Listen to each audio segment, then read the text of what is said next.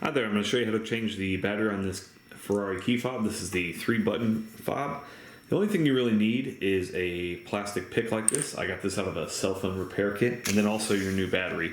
This takes 2 of these CR1220s, and that's pretty much all you need. So what you want to do, and you can use a screwdriver, but it's best to use something like this so you don't damage the case. Okay, right here, there's a little notch right here in this rubber. Stick that in there and just work it around. You don't have to be too aggressive with it. Alright, so there's your batteries. You can push them out like that.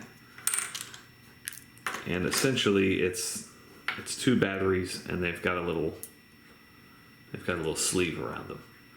Okay, so get your new batteries